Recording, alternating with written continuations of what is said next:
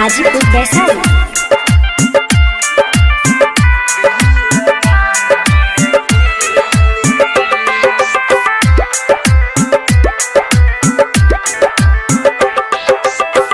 हम भी कोई ढूंढ लेंगे दिल लगाने के लिए।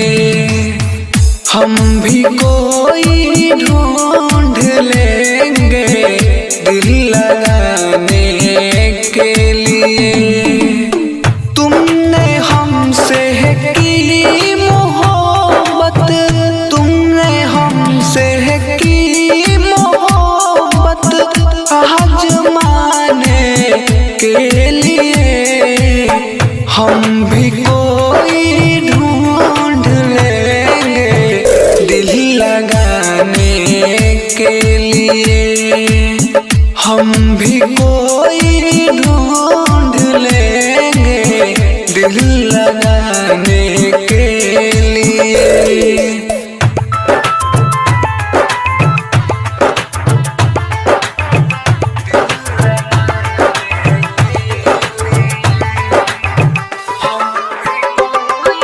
डीजे कंचन राज हाजीपुर वैशाली।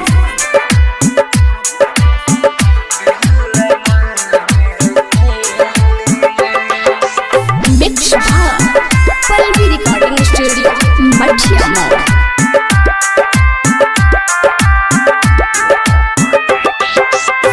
पहले जितना प्यार था तुमसे उतना नफरत आज है।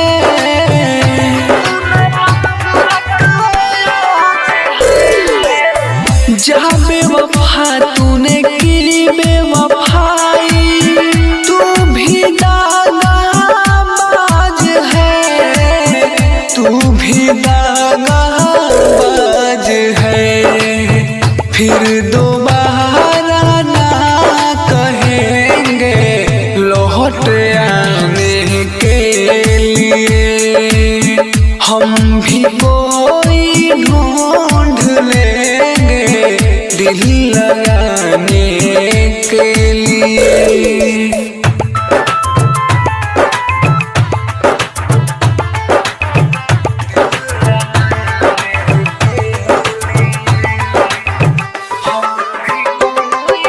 डीजे कंचन राज हाजीपुर वैशाली।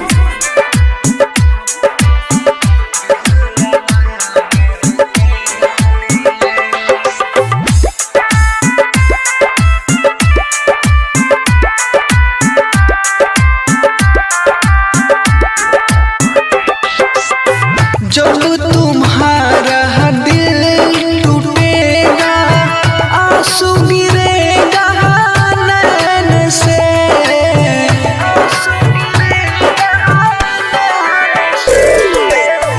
मेरे बगैर तुम भी कहीं ना रह न सकोगी चैन से, रह न सकोगी चैन से। एक ना एक दिन रोना होगा अकेला को पाने के लिए। हम भी कोई ढूंढ लेंगे दिल लगाने के लिए। तुमने हमसे की मोहब्बत, तुमने हमसे की मोहब्बत आजमाने के लिए। हम भी कोई ढूंढ लेंगे दिल लगाने के लिए।